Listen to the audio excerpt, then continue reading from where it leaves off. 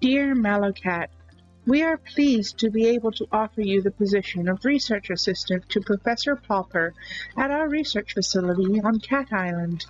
The position will be for an initial period of 8 weeks. Your contract will be sent separately. We look forward to working with you. Yours sincerely, Professor Pauper. Nope, no mistake. That's my name, right there in the top left-hand corner, MallowCat, and there's his name at the bottom, the genius behind this whole operation. Professor Pauper, science genius, and my new boss. Joe, sir, caught you a mouse? And then he laughs loudly, as though he's said the funniest thing he's ever heard. It's very disconcerting. The security guard remains surly and turns his attention to me. Let's be having you then. He holds out his large hand, which I assume is an offer to help me off the boat, but as I reach out to take it, he snatches it away, throwing me off balance so that I almost fall over the side. What a great start. ID card? Oh, I see. Of course. I reach into my back pocket and hand over the laminated card I was given on the mainland.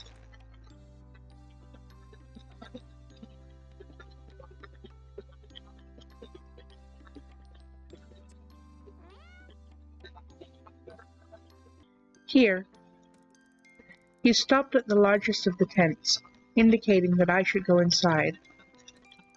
I feel rude just walking in, so I make my presence known first. Hello?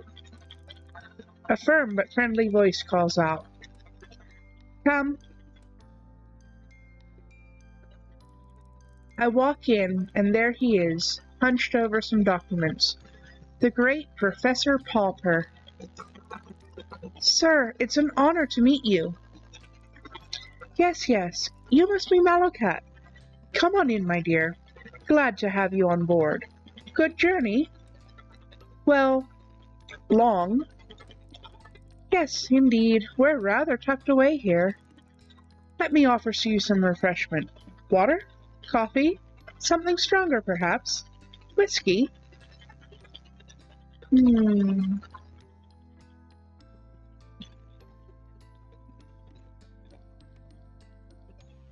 I think in this situation,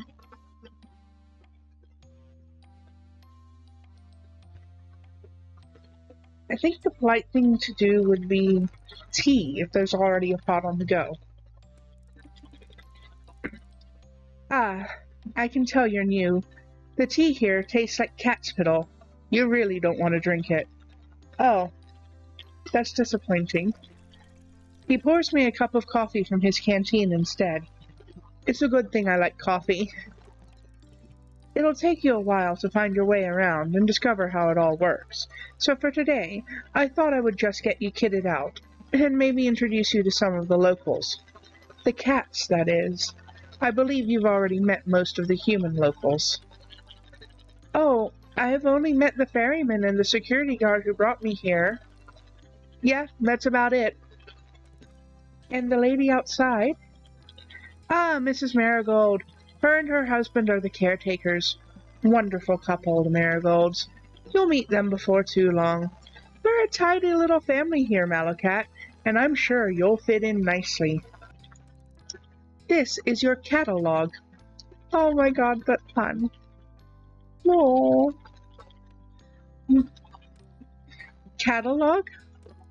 Yes, the name comes from its earliest version.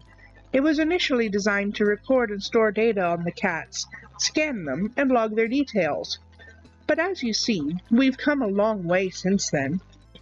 Even the lack of wildlife is, in itself, quite remarkable. What do you mean, Professor? Well, put simply, there's a type of force field that surrounds the island, disallowing anything to enter. You mean literally anything? Absolutely. No birds, no fish, or creatures of any kind can penetrate it. Forgive my lack of intelligence on this subject, but, Where here? The professor lets out a disconcertingly loud laugh. Ah, I see what you mean. Well, there is of course one small break in this invisible wall, and that is where we built the jetty. But let's not get too bogged down in all this right now. What do you need? Excuse me. What you do need to know is that basically the island is shaped like a peanut. He has picked up a nearby stick and draws a simple map in the sand. This, our end of the island, is very well known to us now.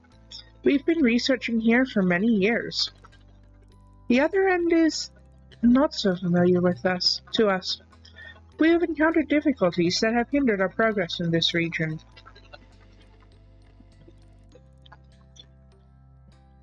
That was interesting. What type of difficulties, Professor? Well, we're not as sure as we'd like to be, but what I can tell you is that the environment has an adverse effect upon us humans, including nausea at the very least. And at the worst?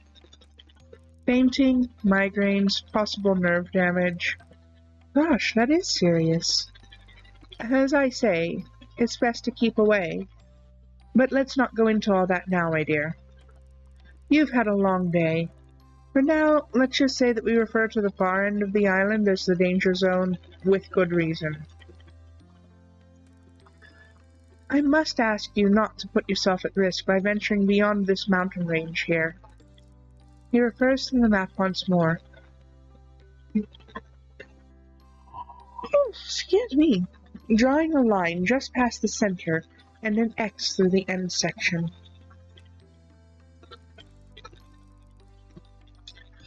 There are wild, aggressive cats out there. I wouldn't want you getting too close to them. Unlike our lovely fellows closer to home. He has led me to a spot where a few cats are lounging about. I select the app labeled Cat Scan. The puns! No! And it loads instantly. There's no delay on this thing. The professor holds the cat towards me with the arms outstretched. Excuse me. I'm sure he said the scanning chip is implanted into the back of the neck somewhere, but it's difficult to find this one's neck amid the thick cloud of fur. I blow to make a parting and press the catalog to its skin. It's a bit like scanning groceries in the supermarket where I used to work. That should do it. And he plops the marmalade tom back into the shade. Sure enough, upon withdrawal, I find the cat has been successfully scanned. Meow. Floofy butt.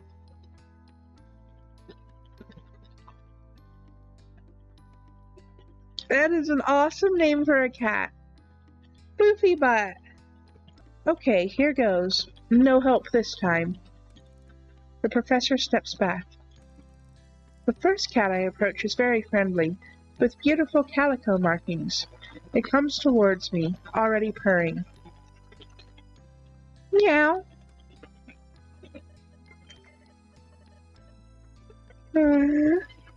Trixie is so cute too.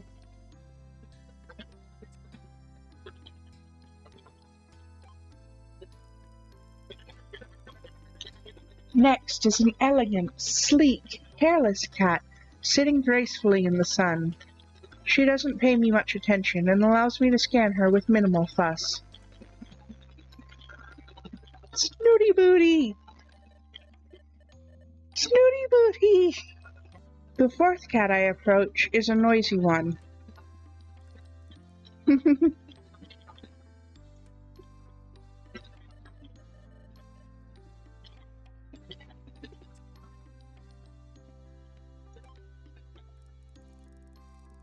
And finally, the one I've been deliberately putting off till last. He's been skulking around the edges of the activity, eyeing me suspiciously, as though he could pounce at any moment.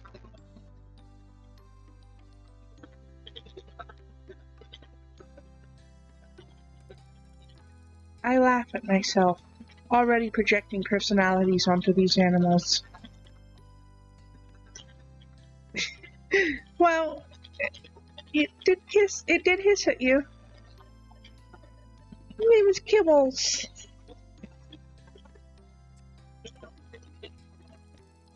All done.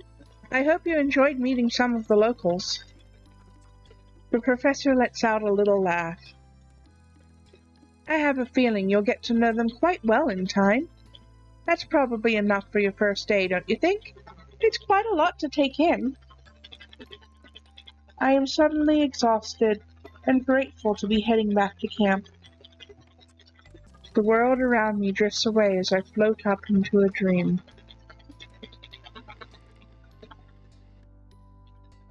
There was that glitchy thing again. That happened earlier in the game, too.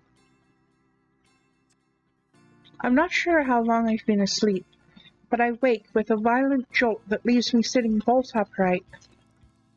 It's too dark to see anything, but I hear a rustling, and then a strange electronic noise, one that in my sleepy confusion I can't place right away.